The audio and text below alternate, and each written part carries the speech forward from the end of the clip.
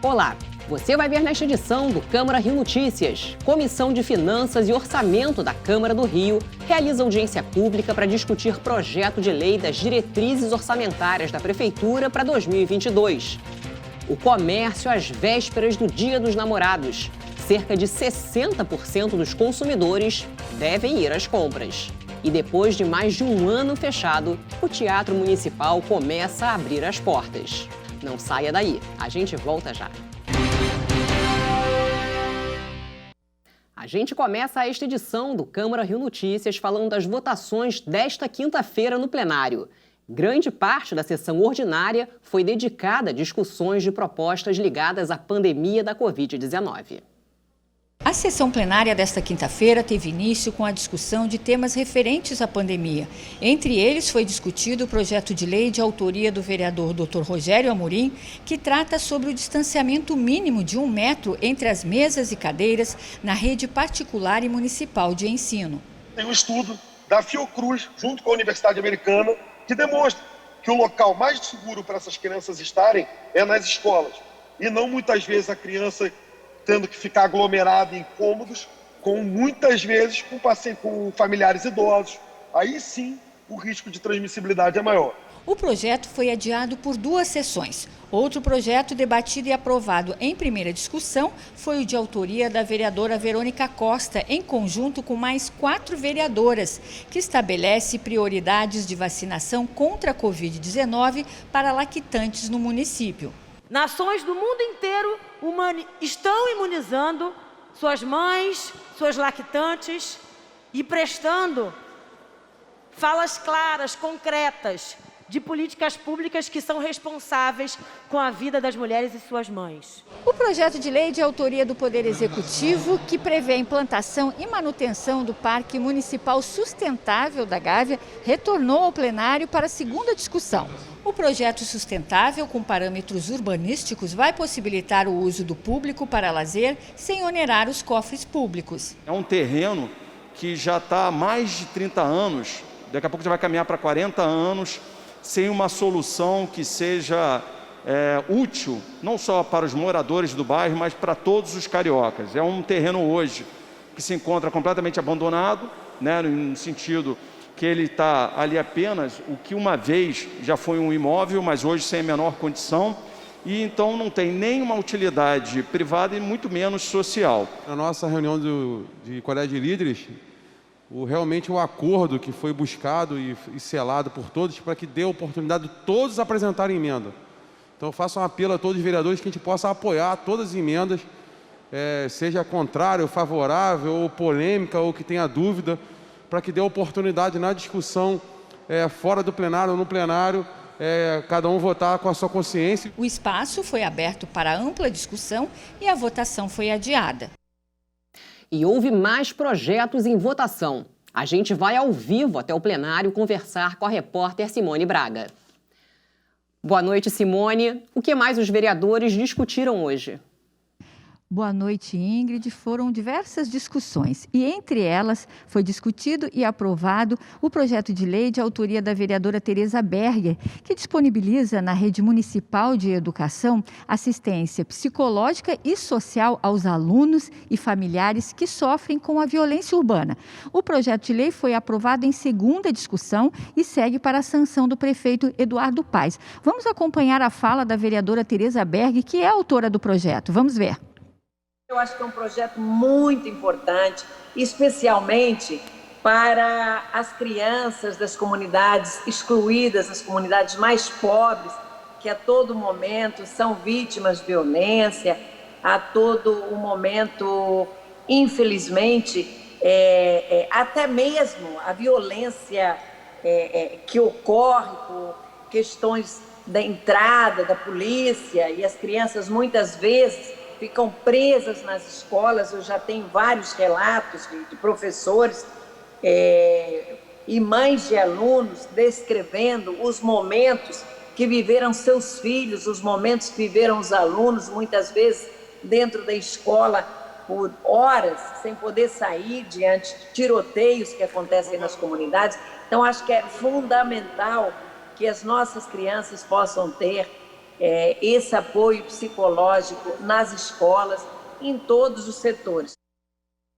E durante a sessão, o vereador Dr. João Ricardo fez uma homenagem ao Azerbaijão, que tem uma parceria aqui com a Câmara Municipal do Rio de Janeiro através da Comissão Especial de Temas Internacionais. Vamos ver a fala do vereador Dr. João Ricardo. A Comissão de Relações Internacionais aqui da Câmara Municipal, através de um projeto que torna irmã a cidade de Baku, a capital do Azerbaijão, com o Rio de Janeiro, nós nos aproximamos em muito desse país, culturalmente, politicamente, e foi muito bom, porque quando nós trouxemos a representação diplomática do Azerbaijão para a nossa cidade do Rio de Janeiro, nós aqui passamos a conhecer melhor esse país, né? Nós tivemos a honra de nomear uma escola municipal de nome República do Azerbaijão, e foi muito interessante como a representação diplomática, o embaixador do Azerbaijão frequenta essa escola, doando computadores, fazendo concursos de redação, concursos de geografia, cuja premiação é uma viagem ao Azerbaijão acompanhado de seu representante legal. A Câmara Municipal do Rio tem 2 novas frentes parlamentares suprapartidárias. Uma delas vai atuar em defesa da saúde mental. A outra vai discutir melhorias para o Centro Luiz Gonzaga de Tradições Nordestinas, a Feira de São Cristóvão. Com um crescimento de 5% e uma receita estimada em 32 bilhões de reais para 2022, o projeto de lei de diretrizes orçamentárias, que define as metas do Poder Executivo, foi discutido em audiência pública na Câmara Municipal nesta quinta-feira.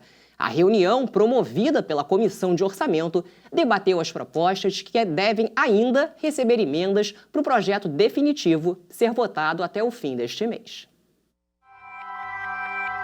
É preciso planejamento para definir o futuro de uma cidade com uma população de cerca de 7 milhões de pessoas. Áreas como educação, saúde, transporte, saneamento básico e planejamento urbano podem ser um desafio. Nesta quinta-feira, a Comissão de Finanças e Orçamento da Câmara Municipal realizou uma audiência pública para ouvir os representantes da Prefeitura sobre as definições das metas estabelecidas e quais serão as prioridades do Poder Executivo para o ano de 2022. A Prefeitura estima ter uma receita de 32 bilhões de reais para o próximo ano. O projeto de lei orçamentária para o ano que vem traz algumas alterações de acordo com a nova legislação federal que impacta diretamente a administração pública. A primeira tela, ela traz exatamente essas alterações. São adequações da Emenda Constitucional 109, né, incorporadas aí como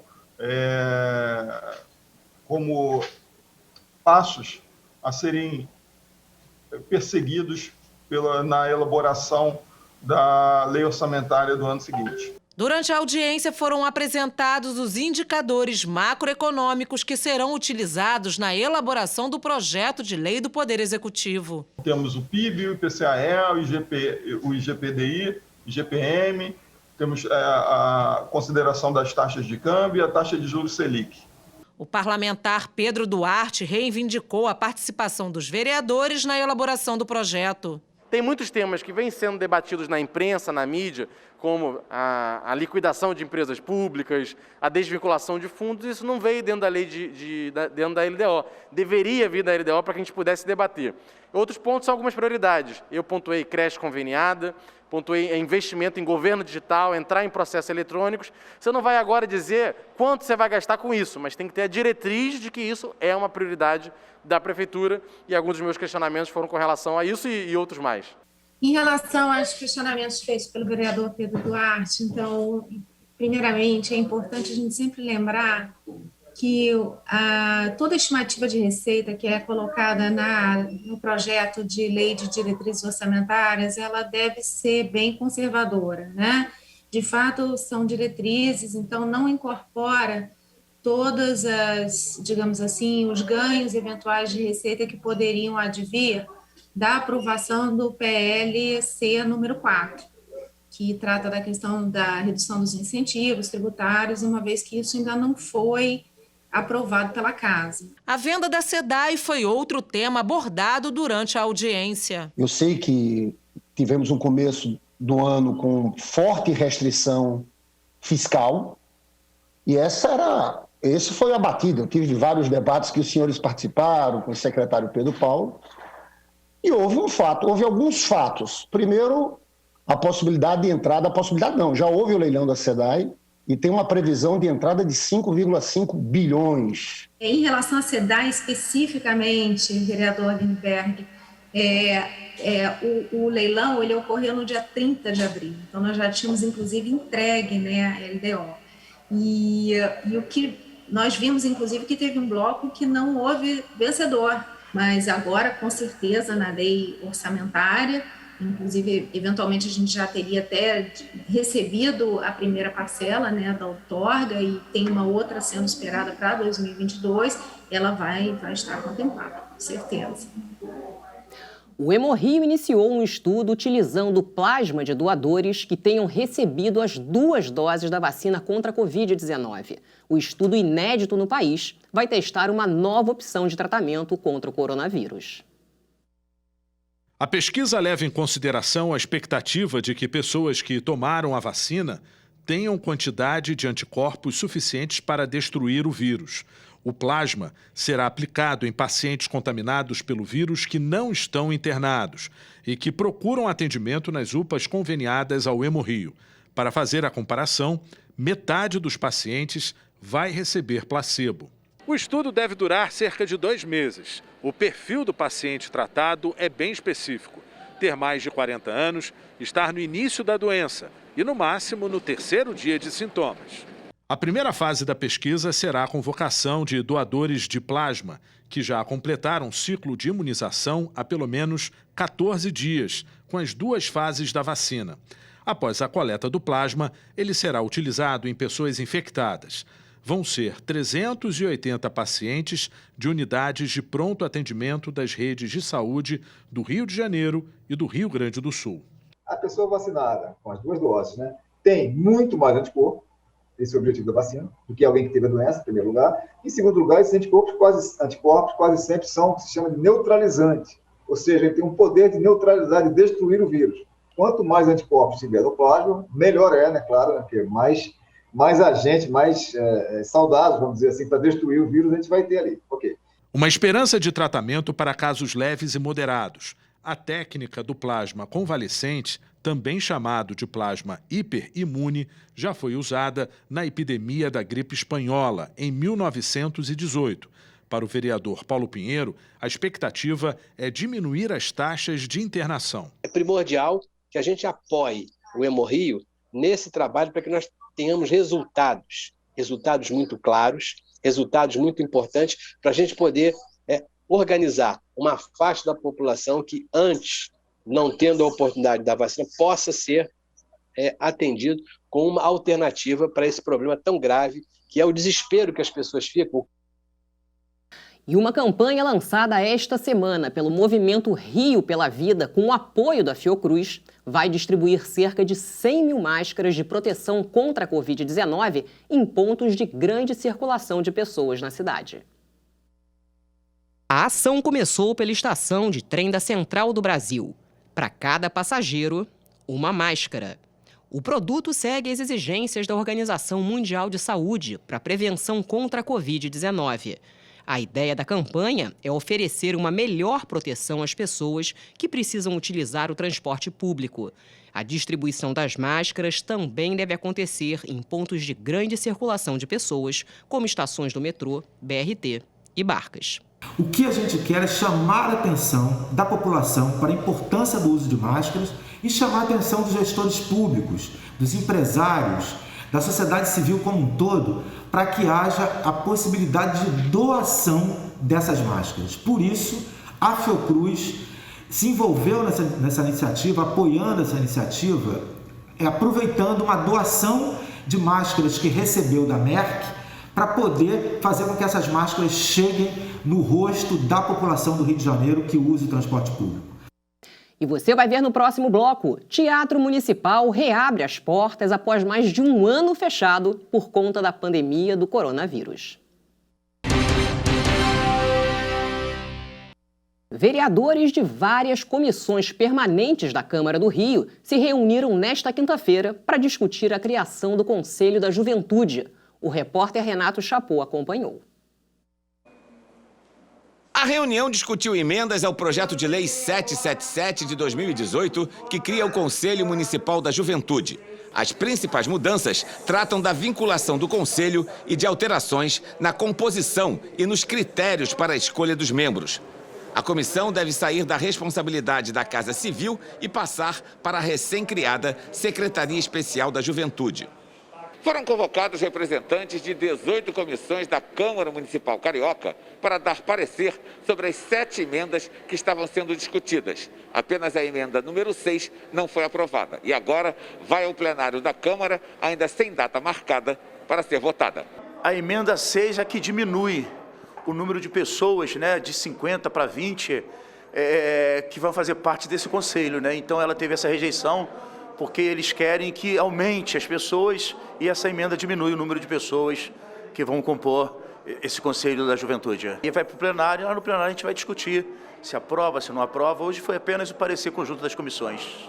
Mas a vereadora Tereza Berger acredita que outras mudanças no projeto podem acontecer mais à frente. A votação ela vai ocorrer ainda no plenário. Pode ser que vereadores que aqui, presidentes, membros de comissões, que se posicionaram contra esta ou aquela comissão, a favor ou contra, pode ser que eles até no plenário mudem o seu voto. Então, o que vai prevalecer será o voto do plenário. E o Detran promoveu nesta quinta-feira uma ação de distribuição de mudas de plantas em comemoração à Semana do Meio Ambiente. A repórter Simone Braga volta ao vivo com as informações. Simone. Ingrid, a distribuição foi realizada hoje pela manhã durante uma blitz educativa feita pelo Detran em São Cristóvão, na zona norte da cidade. A equipe de coordenadoria de educação para o trânsito orientou motoristas que passavam pela via sobre os principais cuidados no trânsito. E em celebração à Semana do Meio Ambiente, a equipe também distribuiu 160 mudas de plantas doadas pelo sítio Águas Claras de Cachoeiras de Macacu. E também foram distribuídos kits com lixeirinhas, revistas e folhetos educativos. O uso correto do cinto de segurança, o transporte adequado das crianças em cadeirinhas e o alerta para os motoristas não usarem o celular ao volante foram algumas das orientações dadas pelo Detran. Então fica aí essa ação maravilhosa, mais uma ação importante realizada pelo Detran Rio. Ingrid, voltamos com você. Obrigada, Simone. Tá chegando o Dia dos Namorados e os apaixonados vão esquentar o comércio. Uma pesquisa do Instituto Fecomércio indicou que eles vão investir em torno de R$ 170 no presente. Uma comemoração diferente em época de pandemia. Ano passado a gente já estava junto, mas foi o auge da pandemia, a gente estava entendendo ainda o que estava acontecendo. Como eu moro em Niterói e ele mora no Rio, a gente se mandou comida num aplicativo, né? Eu escolhi o jantar dele, ele escolheu o meu. Mas Carlos já definiu o presente para sua namorada. Gastei mais ou menos uns R$170 numa camisa de um cantor que ela gosta, de um rapper que ela gosta, uma camisa e uma caneca do Emicida. O Dia dos Namorados do ano passado marcava o começo da reabertura ainda lenta e bem tímida do comércio em meio a um dos piores momentos da primeira onda da pandemia. Mas a expectativa de vendas para esse ano é boa. O comércio deve ser bem movimentado. Uma pesquisa do Instituto Fecomércio aponta que aproximadamente 60% dos consumidores pretendem ir às compras para comemorar a data. O Dia dos Namorados encerra o primeiro semestre no calendário de datas comemorativas do varejo e as lojas de vestuários devem ser as mais procuradas. Elas devem ser responsáveis por 43% das compras. Depois vem o setor de perfumes e cosméticos, com aproximadamente 25%. Bolsas e acessórios, com 20%. E, em seguida, as floriculturas, representando um pouco mais de 14% das vendas. Esse Dia dos Namorados, né, é a primeira data comemorativa que a gente vê um resultado em linha com o período anterior à pandemia. Então, é bastante positivo, é uma expectativa bastante significativa e positiva. As compras presenciais esse ano devem superar a venda online. As lojas físicas elas ainda estão com um percentual maior, mas há de se dizer, né, há de ser lembrado, né, vale lembrar que ao longo da pandemia a gente teve no estado como um todo entre 1,5 milhão e 2 milhões de novos consumidores ou consumidores que aumentaram as suas compras na internet, entendeu? Então, isso é um movimento que, para o geral da economia, sem dúvida nenhuma veio para ficar, mas a gente vê a predominância ainda de lojas físicas. Estamos comemorando também aqui na Comissão de Indústria e Comércio o aumento das vendas e torcendo para que ela se concretize. Você dê um presente para sua namorada, mesmo que você não possa sair. Comemore o Dia dos Namorados, comemore todas as datas importantes na sua vida. A Comissão de Ética da Casa não recebeu os esclarecimentos solicitados ao governador Cláudio Castro sobre uma ligação feita pelo vereador Dr. Jairinho no dia 8 de março, logo após a confirmação da morte do enteado, o menino Henri Borel, de apenas 4 anos. Quem tem as informações é o repórter Renato Chapô. A Comissão de Ética aguardava até esta quarta-feira a resposta do governador, mas ela não chegou. A resposta seria incluída no processo de cassação do vereador Dr. Jairinho. Por outro lado, a Comissão de Ética recebeu o depoimento por escrito do executivo Paulo Menezes, diretor da Rede D'Or. Ele teria recebido um pedido do vereador Dr. Jairinho para que liberasse com urgência o corpo do menino Henri Borel. O processo está em fase de instrução e tem 30 dias úteis para ser encerrado. O prazo é contado desde o dia 24 de maio. Voltamos ao estúdio. Ingrid. Depois de mais de um ano fechado por causa da pandemia, o Teatro Municipal começa a reabrir parcialmente as portas. O retorno será gradativo e, por enquanto, é somente através de visitas guiadas, uma das atrações mais procuradas pelo público. Vivian mora em Roraima e está visitando o Rio.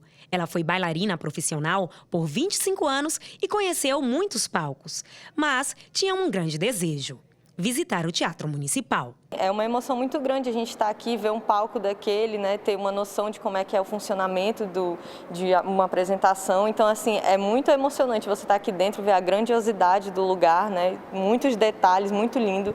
É assim, é muito diferente dos outros teatros que eu conheci, é muito maravilhoso mesmo. Assim como Vivian, cariocas e turistas sonham em conhecer o histórico Teatro Municipal do Rio de Janeiro.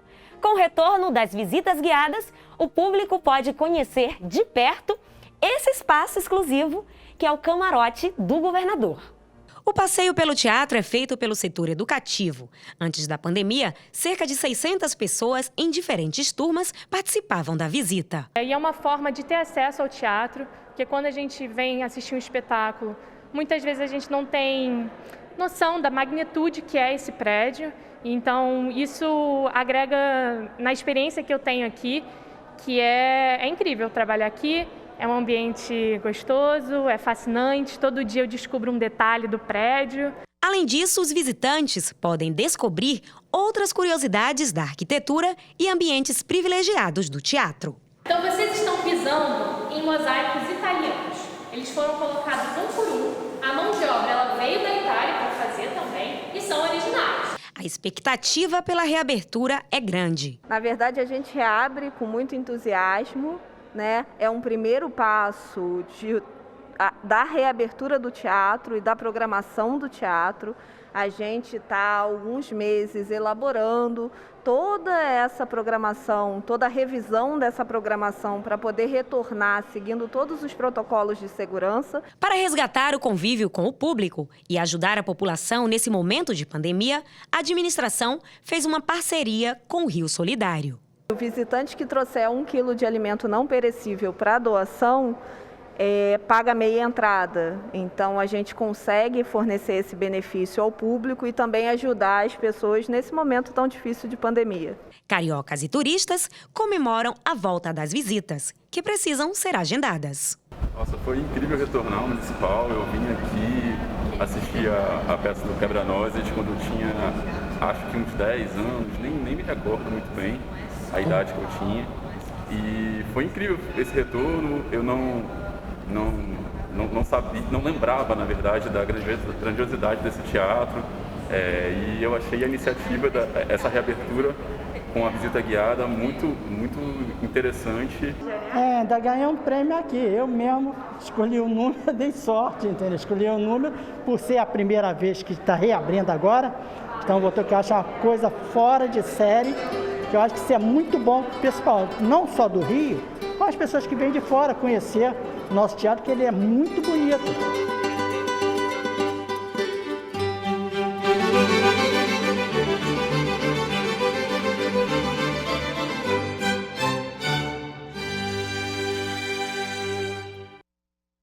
E o Câmara Rio Notícias de hoje fica por aqui. Acompanhe nossa programação em câmara.rio e também nas redes sociais. A seguir, você assiste o programa Câmara Rio Entrevista.